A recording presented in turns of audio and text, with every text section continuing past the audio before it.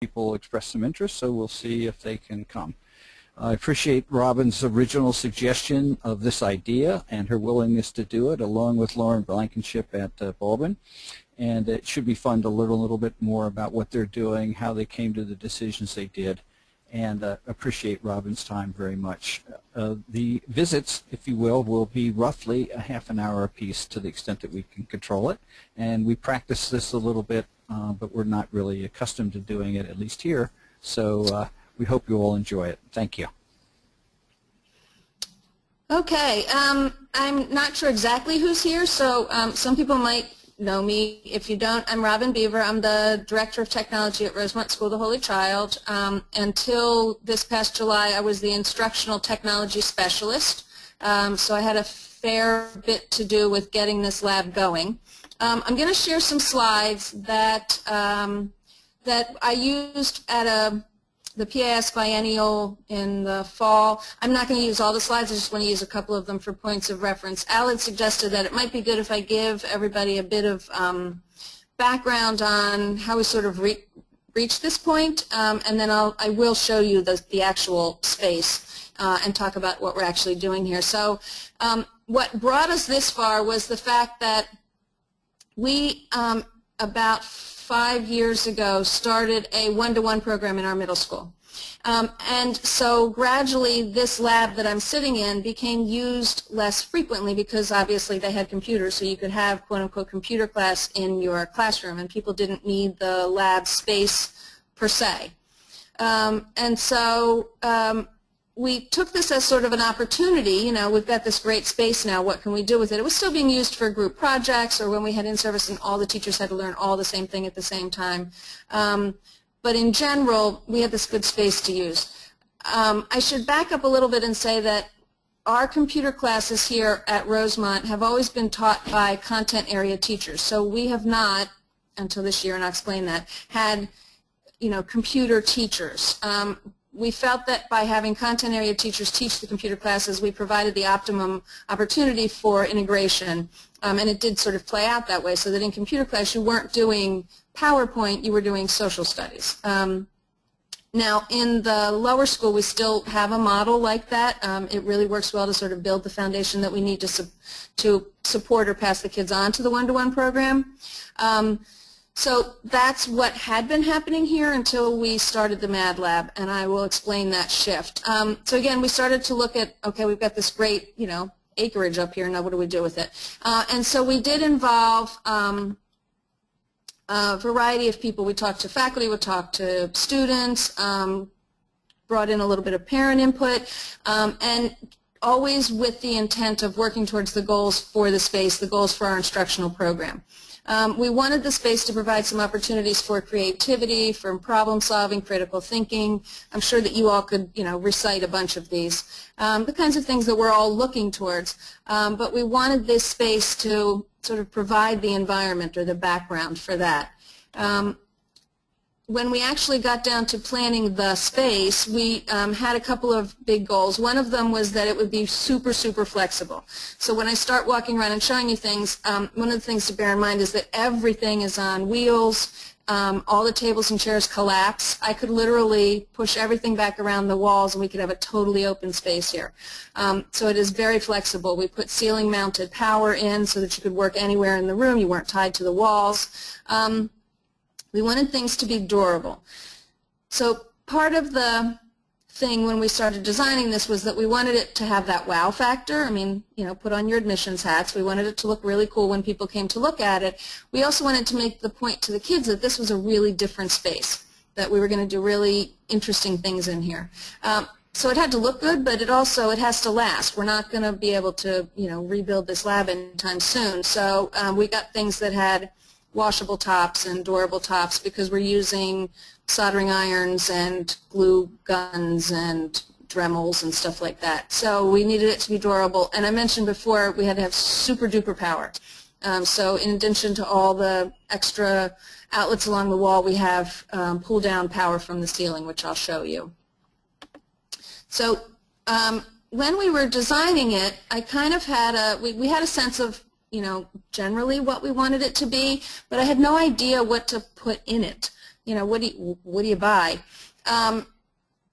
As we were planning it, some people had the sense that if we build this great playground, it's kind of like if you build it, they will come. If we built this great playground, that the kids would come in and just start building drones and coding amazing apps and all that kind of stuff. But it was really hard to wrap our heads around what exactly, when they walk in here, what do you say to them? Where do you get them started? I don't know about you all, but I don't teach kids who spend their days in the woods like we did building forts. And, I always say that when I was a kid, my mother didn't want to buy us sandals. She didn't think it was worth it. I really wanted sandals. I made a pair of sandals. I mean, we just don't have many of those kids. So I was a little bit worried about, how to get them started. So I read this awesome book, and I actually meant to have, excuse me for a minute, I meant to have a copy of it here. So I read this book called Invent to Learn. It's backwards on my screen. Maybe it is on yours. But anyway, it's called Invent to Learn, and it's by Sylvia Lebeau-Martinez and Gary Stager, I'm never sure how to say his name. And the really awesome thing about that book is that the first half of it is all about theory and pedagogy and why you should create a makerspace and that kind of thing. But the second half is like a recipe book. Like, do these projects, buy this stuff, rely on these resources. So it made me feel a whole lot better. And one of the things they talked about was that we don't put our kids into creative writing class and sit them down and say, okay, poof, write. We give them writing prompts, or engineers don't design in a vacuum. They're given a problem to solve and parameters to solve it within. And that really sort of helped me wrap my head around what we would do in here. And so part of this list of stuff that we bought came out of that. So we have all iMacs, and when I tour you around, I'll talk about the different stuff we have. But this is sort of what we started with. Since then, the list has grown to include, styrofoam and whatever the kids come up with. But this is the basic list that we started with. And I can make this presentation available to people afterwards if you're interested in it. What we did do was that the program changed. So as I said, we had computer classes taught by content area teachers. So the first year that we had the MakerSpace, we still had that model of computer classes taught by content area teachers. And they gave it their best shot. They were awesome troopers. They really worked hard to do what they could to make this thing work. And we did amazing things. But it was a lot of me hand-holding, helping them plan, scurrying to find stuff and answers. And we realized that to ask a middle school teacher to, learn PowerPoint or something like that, that was one thing. But to ask them to learn how to code or figure out 3D printing, that was a little bit of a stretch. And so this year we have a teacher whose whole job is the Mad Lab. He was a programmer in a previous life, and he's got some sort of, his mind works that way, and he's very interested in it and is really excited. So for the first time in the history of computers here at Rosemont School, we have a computer teacher. And so that changed. And we went from integration to pure technology, because what we realized was that by the time our kids got to 5th and 6th grade, they really didn't need a class in PowerPoint anymore. They knew how to do all that stuff. They were just using it. So computer classes now in middle school are all about the tech. They may carry some of it into their classes. They may decide to write an app to respond to an assessment challenge for social studies or something like that. But the class that they come to is all about the technology. And they have huge freedom to explore. So there's a challenge or there's a thing we're going to learn, but the kids have a lot of freedom in terms of what they want to do with that. And Joe, the teacher, is kept on his toes trying to support that. It's a huge challenge supporting the program that way, but it has worked out really well for us. The kids are super engaged, super excited. The parents are thrilled with it. So it has indeed paid off. What are we actually doing now? This is from last fall. I probably could add more to this, but we're coding, we're programming, they're doing 3D design, 3D printing, they're doing some game design, electronics, video and audio production, robotics, not Lego robotics, but like Arduino. The sixth graders bought Kano kits, and they've built those and are now doing Minecraft on those. What other kinds of things are we doing? A lot of stuff that has nothing to do with computers. So sixth grade, fifth grade, one of the grades makes these scribble bots where they take a device and they mount markers on it, and then they take a small motor and put the motor on top and unbalance the motor so that when the rotor on the motor spins, it's unbalanced and it draws on a piece of paper in a unique way, sort of like motorized spirograph. So a lot of stuff that we do really has nothing to do with a computer. It's about experimenting, tinkering, all this kind of stuff. I'm going to check the question list because I kind of feel like I'm speaking to the air here. No questions. Okay. Either everyone gets it or no one wants to stop me mid-track. Okay. So I'm going to walk around and show you what's in here, and I hope I don't make you nauseous because I'm walking around with a laptop and a webcam, so I will try really hard not to make this too jiggly. So I'm going to turn this around so you can see. So let's see. So this is the quote-unquote teacher station. It's not really dedicated just to the teacher, but it's the one that's hooked to the projector, so in case we have to show something, it's connected there. We did go with Macs. Frankly, we could do everything that we're doing now on PCs, to be honest, but Macs are considered cooler, and so it looks better, and whatever. I mean, it's terrific. Then we wanted a really industrial look in here, and as I said, it had to be very durable. So we have lots of steel and metal. This is a Craftsman tool chest. If anybody's father had Craftsman tool chests in the garage, that's what it always reminds me of. So we got, and just got it from Sears, frankly. Let's see. And over here, we got steel shelving. Now, it's not terribly tidy in here. And people were a little appalled when I pointed out that it was going to get messy in here. It was going to look, you know, pretty junky sometimes. And if it didn't look junky, I was going to feel like we weren't doing a good job. This is just a lot of activity, a lot of productivity. So we've got old computer parts that they can pull apart and use. These are the Kano kits, and in a second I'll pull one of those apart and show it to you. Maybe I'll get Amaris to come help me. These are the Kano kits. Will you, Amaris, will you? All right.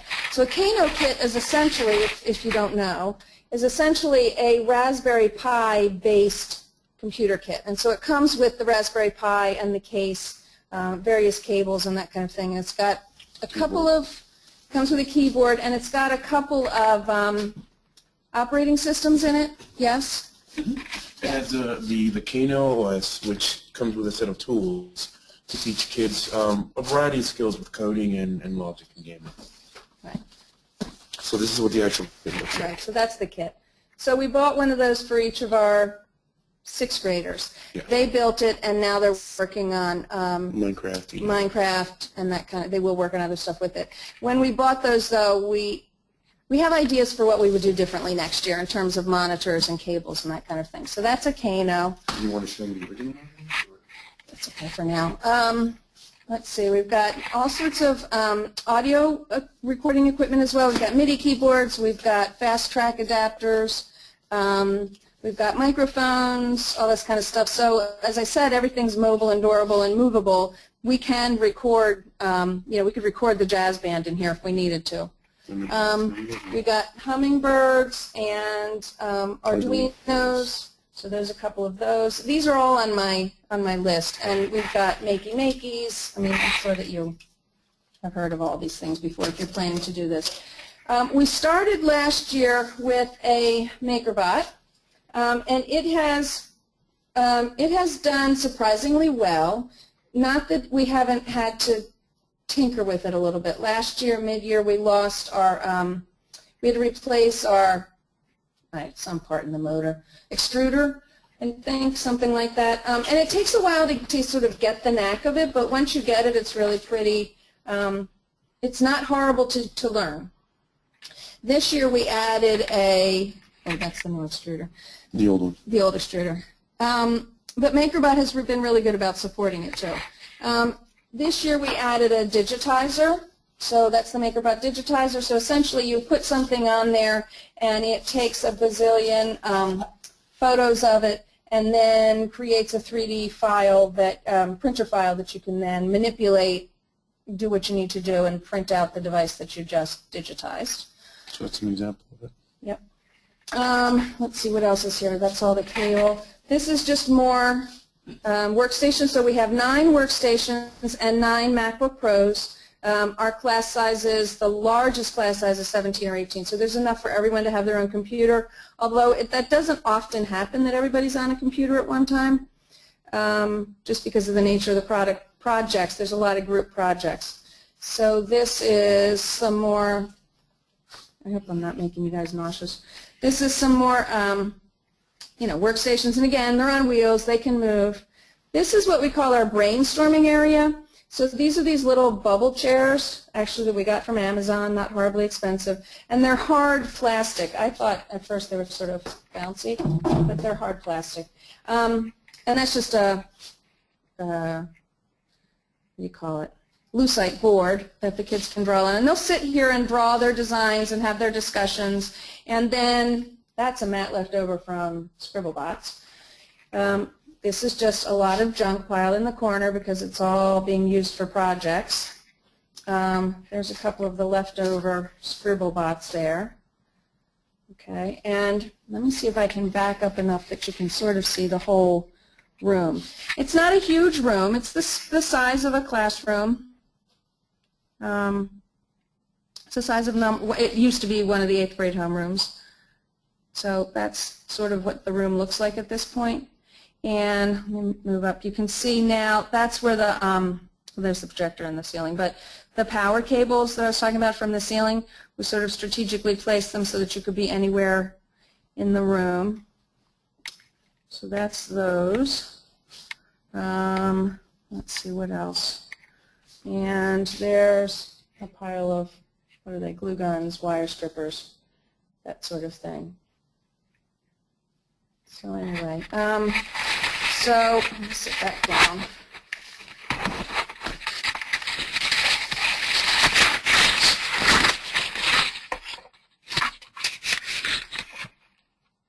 All right.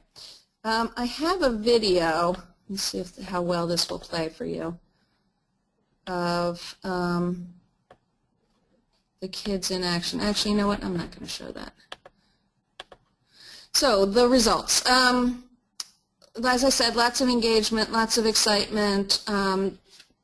It was really interesting to watch last year. So we started with Makey in one of the grades, and they got it right away in terms of how to close the circuit and use it as a space bar, things like that. And so we challenged them to think about bigger, more exciting things they could do. And at first, their teacher was really worried because they weren't really getting, and we talked about different ideas like a mat that you stepped on that made funny noises or something like that. And he was really nervous, and I said, just wait, just a couple kids have to get it. When they get it, the dominoes will fall. And so a small group of boys decided they wanted to make a moving robot. So we couldn't literally make it move in space, but we were able to make it turn its head and blink lights off and on and all that kind of stuff using styrofoam, metal, Makey, and a hummingbird. And once they got underway and the other kids saw it, and they were like, oh, you mean like something really big. And so a group of girls made Giraffe-oration. So it's sort of like the old Operation game, only they put a giraffe on a board and cut away the circles for his hide. And inside there they embedded metal rings, and so when you were trying to pull out whatever it was, if your tweezers touched the metal ring, it would make a noise. Anyway, they started to get the idea and started to think beyond, let's just play a video game. They started to think about really big ideas. And so we're seeing that happen more and more often. You know, we'd love to be able to say that, you know, the collaboration, the creativity, the problem solving that they're experiencing in Tech Studio is carrying over into their classes. I'll claim that, but I can't, we have no correlation there, but we're hoping for that. What we are seeing, as I said, is the engagement, the excitement, that kind of thing. Looking forward, we're hoping to go deeper. All right, and then this is that resource page that I was telling you about, and I probably, I'll see if you're interested. Colleen and Al or Al can send this out. It does have the list of some of the stuff that we use. This, as I said, this book, Invent to Learn, if you just Google it, they put all their resources online. So I recommend reading the book, but they also have like links to all the projects and their favorite shopping sites and everything like that is just a part of what they provide online as a companion to the book. So I don't see any questions unless they've gone away. Does anybody have anything that they want to ask or anything that I went too fast through or anything like that? I have a couple questions that people typed. Sure. The first one, she would love to know what your ideas are, monitors, cables, for next year regarding the Kanos.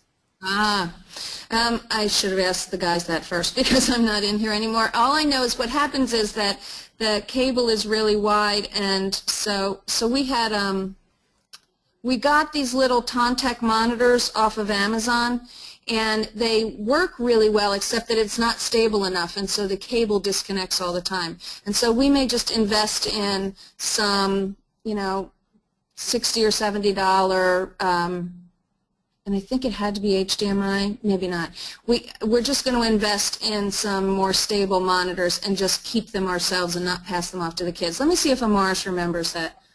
Amaris, what are we thinking about doing for cables next year? I mean, for monitors. The problem with the monitors for the Kano is that the cable it's too floppy. It can't sit still, right? And so we're thinking just to get regular monitors. Yeah, right. Yeah. We're thinking just to have monitors. Now, when we buy the Kano kit, we send it off with them. It's theirs at the end of the year. They're not horribly expensive, and they gave us a discount for buying in bulk. But next year, we did get creative. We put Velcro on the back of the monitor and Velcro on the box, and they sort of sit it up. It's the ribbon cable that lasts loose, or sometimes the knot will break. Right. So it's because it's a ribbon cable that comes with it, and then that comes loose and or breaks. And so that's our plan for next year, is just to get something that will stand up and stand there for them. The other thing that Joe is talking about is doing some 3D designs and then 3D printing to print something that would actually stabilize the Kano in the monitor.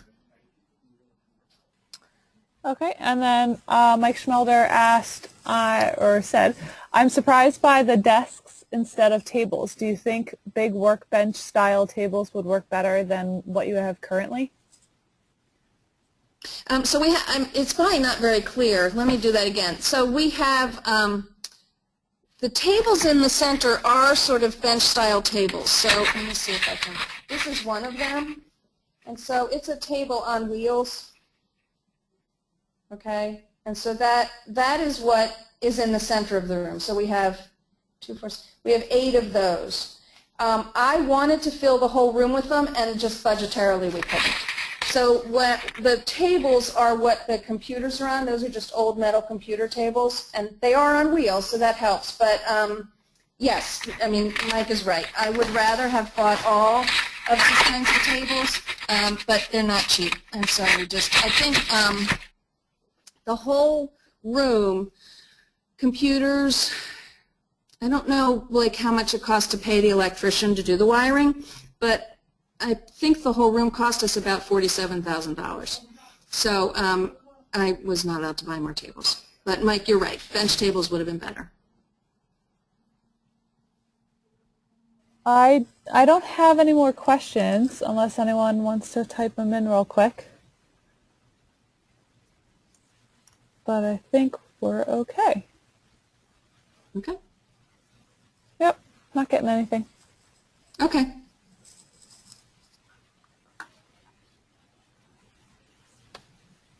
Okay. Do we want to switch over to Laura now? Al?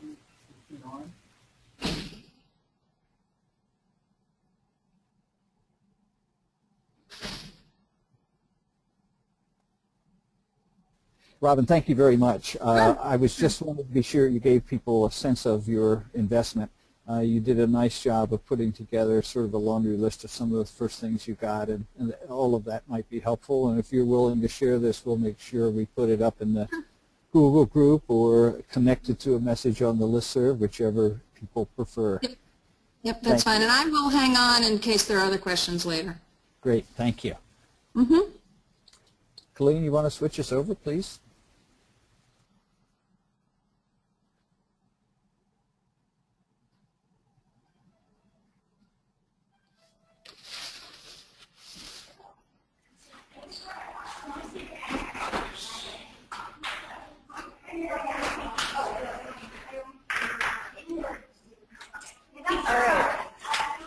Hi, Laura, we're up and running.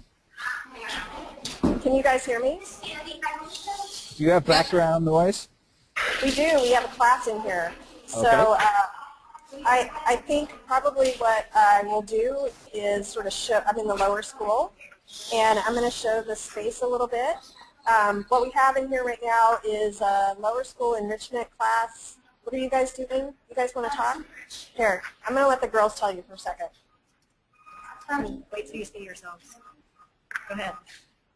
So we're doing this program called Seaperch, where we go to Drexel University and we bring our robot, which we just started making, and we compete in underwater competitions against like other schools. And the robot goes underwater, and it has to do some.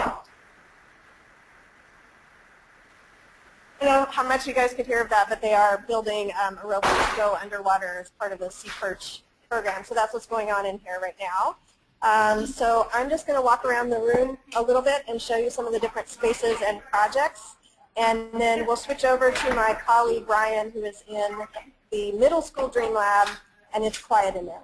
So I'm going to take my webcam off. All right. So this is the, over here in the corner is, it's backwards, but that is where all the sewing machines are and some Lego robots and things like that. All of the tables you can see here are very similar to what Robin had. They're on wheels, they're flat, they can move all around. So those are what we have all over the room. Over here is a bunch of different projects, which I'll get to some of those specifics later, but we do some woodworking, you know, prototyping, all different kinds of things. We have a nice Lego table, which I think everyone needs for every space. There's another group of girls working on their robots over here, and they are in front of the 3D printer, right? Yeah, it's a mess over here, but that's okay. As Robin said, it's supposed to be messy. And we have our 3D printer over here, which same one that Robin has. We also have a whole library of little bits, which are electronic components that snap together magnetically. So it prevents you from having to solder all the time.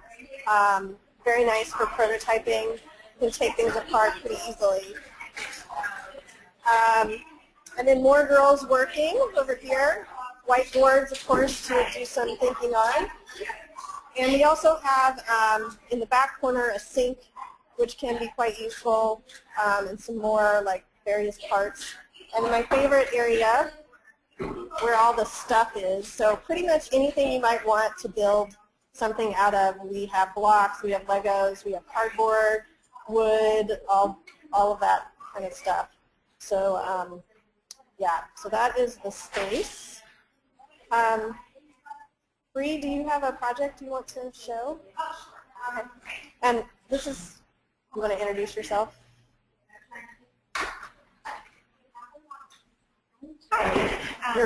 Yeah, you can. I can see you. This is Bree Daly. She's the coordinator of this space, and she's just going to demonstrate one of their projects. Okay, so part of the curriculum for the lab is prototyping. Kids love to prototype. Can you hear me? Can you guys hear her? Can you hear me? It was now that it's closer, we can hear. Okay.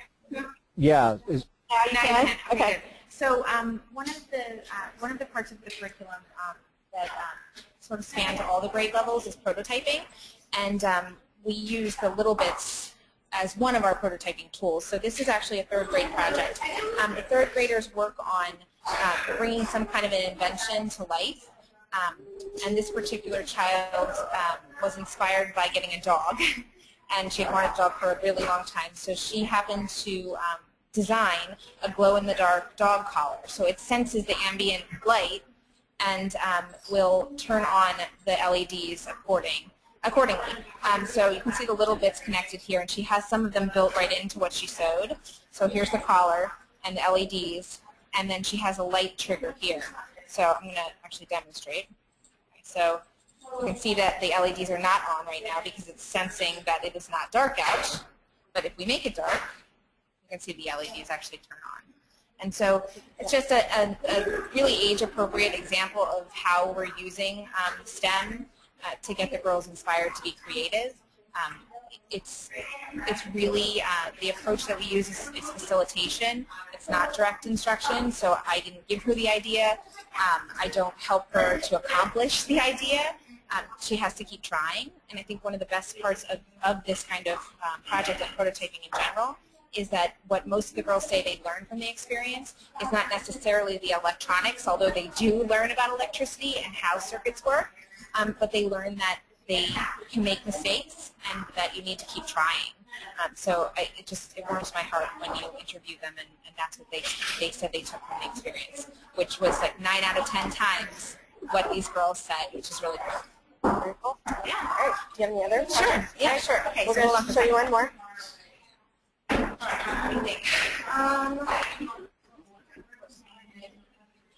Okay, so actually, if you want to turn this way, I'll just a little bit of this and then kind of move it around the room. Okay, so the 4th grade and 5th grade use hand saws and hand drills when they learn how to construct. And so this is part of our project. 4th grade also focuses on geometry, and so as part of an extension of that math, they build 3D shapes. So they're building the cubes. These would be the frames for their cam and crank boxes. First they built them out of Legos, and they motorized them using the Lego We-Dos. And those are actually on display at the landing. But they're really, really exciting little boxes that they made with pop-up features. So they're turning rotary motion into reciprocating motion. And so these will make the physical boxes now that are personalized. And then right now they're working on, they're using Tinkercad to make the cam that's going to go inside here on a dowel. Yeah, I'm going to show. One of my students is trying to tell you that her 3D design cam is over here. It's there. Okay, so actually, this particular student custom designed this cam. So the girls are experimenting with different shaped cams to see how it will actually affect that up and down motion. And so this will go inside of the box. You can tell she's very proud of it. It will go inside the box with a handle. And then we will practice the pop-up feature up top. That will also be customized to something the student is interested in. So last year some of the kids did clouds surrounding the box and then like a flying pig coming and popping out. So you can see it's some high-tech, some low-tech, but it's really all produced by the student, and it's all functions. So they know what to say and what you do, and that's really Cool. All right. So I think at this point I will pass it over to Ryan so he can show you the middle school space and talk a little bit about what we do over there. So if you guys can help me coordinate that, that would be great. Let's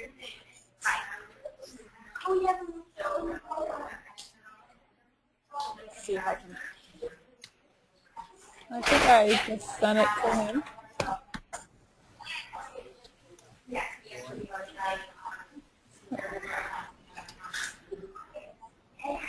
All right.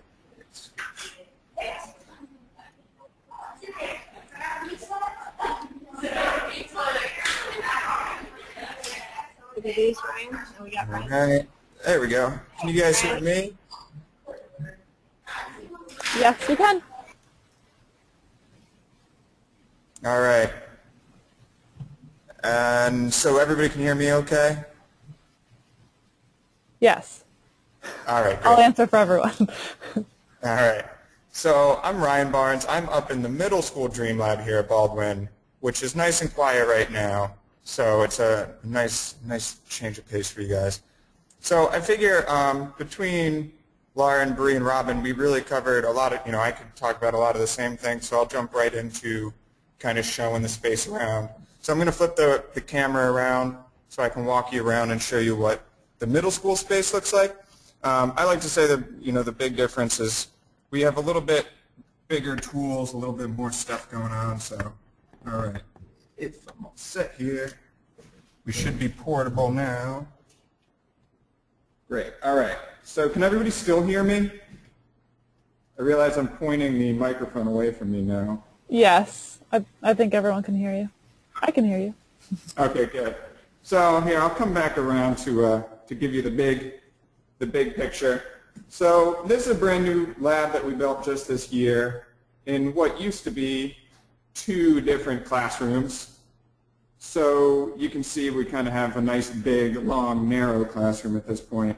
And the main structure being we have our big counter along the side, along the wall here, and a lot of our work tables in the middle. A lot of this stuff, in contrast to what Robin had, is not really on casters, isn't made to be moved around quite as much, but these are all kind of lightweight, inexpensive IKEA tables that you can really just throw around and can easily be replaced when they need to be. It's a $20 tabletop. So, it's not as flexible of a space, but we can still kind of tear these down. We've got storage up here in the form of a winch platform and plenty of storage in the back. And something we always like to joke is one of the biggest bits of advice we like to give out is you can never have too much storage. So lots of storage goes a long way.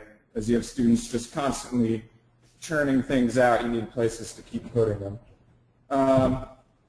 So I'll come over to our big machines here, the showcase machines. Over here we've got 2 PrinterBot Simple Metals, which are our 3D printers of choice up in the middle school. One of the machines is out of commission over here, but this guy's ready to go. Both of these are relatively inexpensive and have been absolute workhorses. They're machines I can't suggest any more highly. I have them both hooked up to their own Raspberry Pis underneath in this cart here. And they're both networked, and we can run them over the network, which is a lot of fun. So you can always monitor prints. You can see there's actually a webcam that points down and shows us prints. So we like to use these a lot. We've been introducing the printers with Tinkercad and doing projects as simple as designing chess pieces, just to get a sense of how we can use Tinkercad and how the printers work, and go through some of that process of design to print.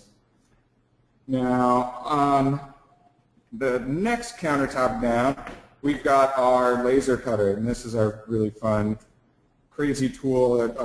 It's a full spectrum hobby laser. It's their 5th generation, which is the recent, and it's a 40-watt CO2 laser, which is kind of a really popular fab lab machine that you don't always get to see in schools, but it is a really great machine, and kind of serves as a contrast to the laser or to the 3D printers as being the very quick, rapid prototyping tool where you can just hit, send your job over in the form of just lines, and it's going to just come out. So, we can do things as simple as cutting out squares with grids to make our chessboards for our 3D printed chess sets. And then you can kind of go as complicated as, let's see, I think I got a box. Oh, there's a box. Laura has moved on up here. Then you can do these nice ornate finger cut joints to make boxes. That's been really popular for the girls to kind of make project closures for their robots and things like that. And that's kind of the big overview. I want to say with Robin, we also went with making sure the space looks nice and industrial and not too clean and kind of differentiate from a classroom. So we went with this pegboard over here that was a wise investment. I really like having the tools out for the girls to see and know what's there and what can be used, at least the things that can be left out. So you have your clamps and hand tools, wrenches, and some of this stuff doesn't get used all too often, but it's just nice to have out so the girls can kind of be inspired by the fact that there are tools that they can use and they're not behind lock and key and stuff like that. And then, of course, in terms of projects and curriculum and where we go with that, we do a lot of computing stuff. So we've been working with our digital sandbox just recently, which is from SparkFun. It's an Arduino set that basically has a bunch of integrated wires and sensors, so you eliminate the variable of wiring things with breadboards, and lets our students kind of just jump right into actual programming. And with our 40-minute class periods, it's really all about timing, so kind of eliminate that time-consuming process. I did put together a little sample here, so you can see what this kind of thing is capable of. I really love the Arduino as a device. So I have this little arm that I've stolen from one of our students because it's a really great example. And we have a nice little slide on the board, and we can manipulate the servo to get our little arm to wave around. So it's a good example of the board being kind of this, ambiguous input-output board where we can have different inputs, be it something like a slider there, and send to outputs.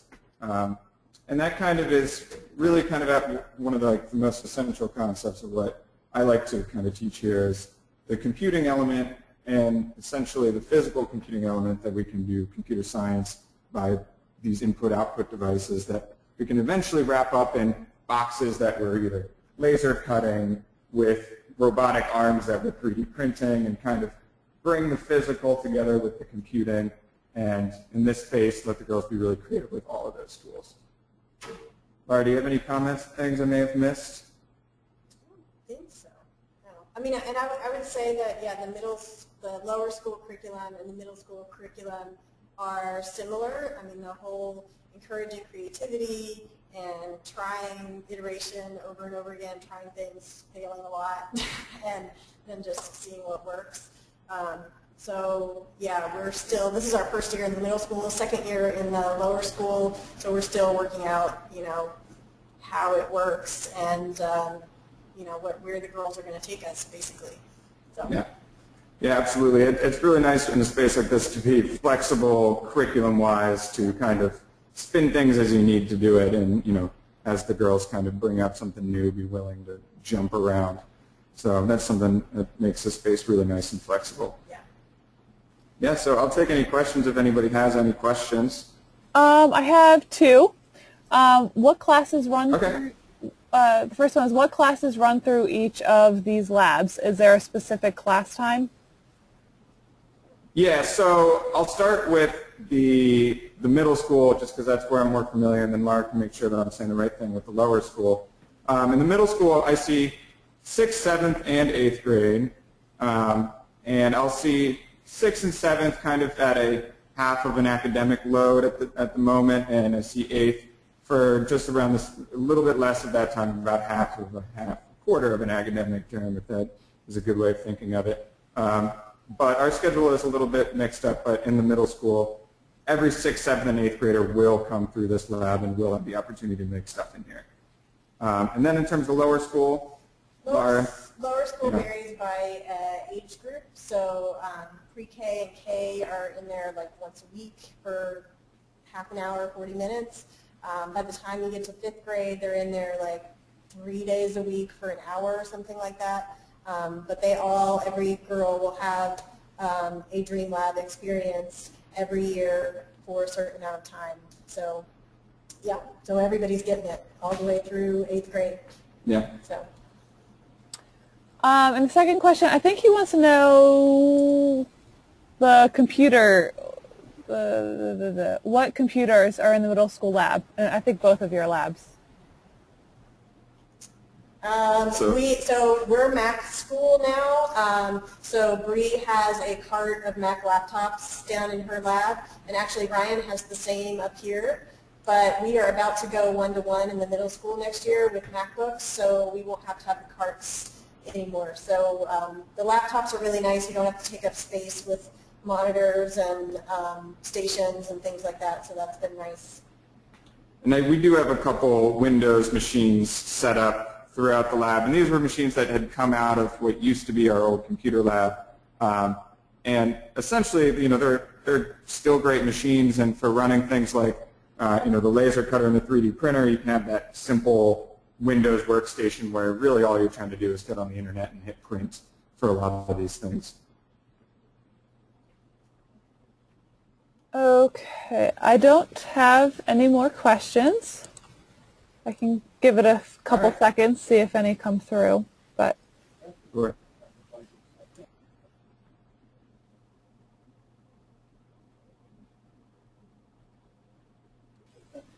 budgets. Al wants to know about the budgets and what kind of, give us a sense of what kind of budget you're working with. Yeah, that's a good question. So both of the labs, I think Robin's figure was around 47,000. I would say we were a little bit under that, somewhere between 30 and 40 for each lab. We did one year and one another year.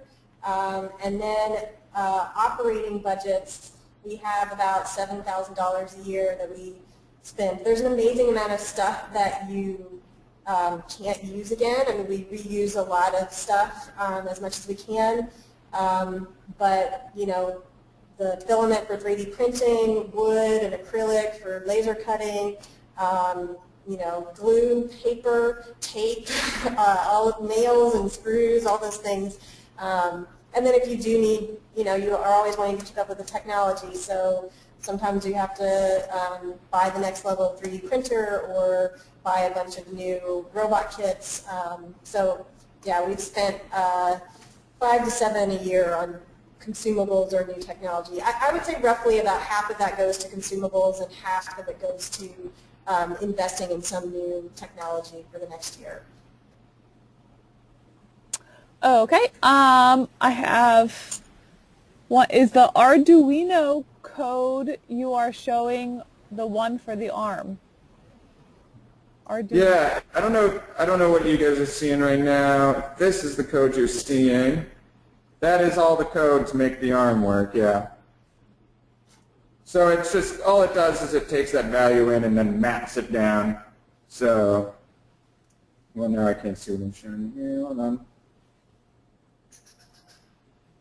Making sure I can see what I'm showing. There we go.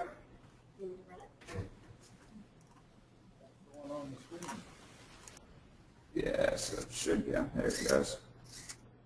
Yeah, so all it does is it takes in the analog value from our slider and then maps it back down. To the motor. Yeah. So maps it down to the 255, which is our PWM digital output. Kind of simulated analog. So yeah, you can do something like that in only 3 lines pretty easily with Arduino. It's a very well-made language, very well-made system. Cool. How long have you been running these labs? Just 2 years. So, and actually middle school we're, what, 6 months in? So not very long, yeah. I mean, we've been sort of, I got here 5 years ago, and when I got here, I converted the middle school curriculum to computer science. We just didn't have the space to do a lot of the physical stuff yet. And then last year, I taught physical computing course in the upper school, and that's when we sort of got inspired to do the Dream Lab in the lower school and then move it up to the middle school. So it's been around as a concept for a while, but it took us a while to get all the money and all the stuff together. Okay. I have one more question as of now. Who teaches the classes in the labs? Are classroom teachers required to stay in the lab, or is it considered a special, like art, PE, music? So it's a good question. So is it considered more like an art PE kind of program, and in terms of the teaching? Is that the best right way of interpreting that question? Yeah, I think that's kind of half of it. I think she wants to know who teaches the classes in the labs, and are classroom teachers required to stay in the lab? Like, so Yeah, I guess, yeah. Yeah, so Ryan teaches all the middle school classes. And then Bree teaches all the lower school classes. Actually, that's not true. I teach one middle school class. Yes. Yes. And my class is an elective that meets like a regular academic class. And you know, next year we're actually changing our entire middle school schedule. So all the stuff Ryan has done this year is getting blown out of the water next year. He's not too happy about that. But we have worked with other teachers. So, for example, Ryan did a project with our 7th grade biology teacher where they do cell models every year. And so she actually required her students to 3D print one of the elements of their cell model. So they spent some time in the lab working on that, both during Ryan's class, but also during some of the biology classes and free time and whatever. So I think, you know, right now it's sort of considered a special and not quite academic, but it's moving in the academic direction, I would say. Okay. I got another question. Two people basically asked the same question. Do they have plans for the upper school, or do you have a dream lab in the upper school? I'm not at liberty to say. We've been thinking about it. The hard part is space. I mean, you guys all know this. You know, I actually have a really nice classroom space. It's in the basement. It's a great open space, but I have to share it with a lot of other classes. So there's no real, and I have a full computer science curriculum in the upper school, so the curriculum is already there. We just need a space to enhance the curriculum with some of the physical stuff. So I teach a physical computing class, which I didn't teach this year just because I didn't have students for it. But next year I'm planning to offer it again. And you know, I have a 3D printer in my classroom, and I have, you know, I teach robotics in there, so there's tools and stuff like that. But it's not as well laid out and well thought out as the lower school Dream Lab and middle school Dream Lab. So we would like to do that, whether it's my space that gets done or another classroom. We're just really tight for space, so that's the main issue at this point, which is the issue for a lot of people at any level. Okay, I don't think we have any other questions. Let's see. Laura and Sal, thank you, and Ryan, thank you so much for your hospitality and education today. I thought you set a great example of what people can share with each other. We had from 20 to 30 people on the line the entire time, which meant you held their interest, or they didn't have to go to the car line or let school out. Can't thank you enough for sharing. It was a great experiment. It was a new idea and something we certainly together hadn't tried before, and we're grateful for your contribution to it. You're welcome. Thank you all, and of course, unsolicited advertisement. The part of the idea of this was to get familiar with the MakerSpace idea and what a couple of our forerunners are doing, so that you can consider coming out to the tech group meeting on the 5th, in which we will have a lot of fun, I hope, with the subject. Further discussions, get a chance to play with some things, look at new ideas, and visit with companies who specialize in providing products that relate to these kinds of space operations and the STEM programs in general. Thank you so much again. And thanks to everybody for attending. And we'll try to make sure that Robin's presentation is available and appreciate that piece of it as well. Thank you. Bye.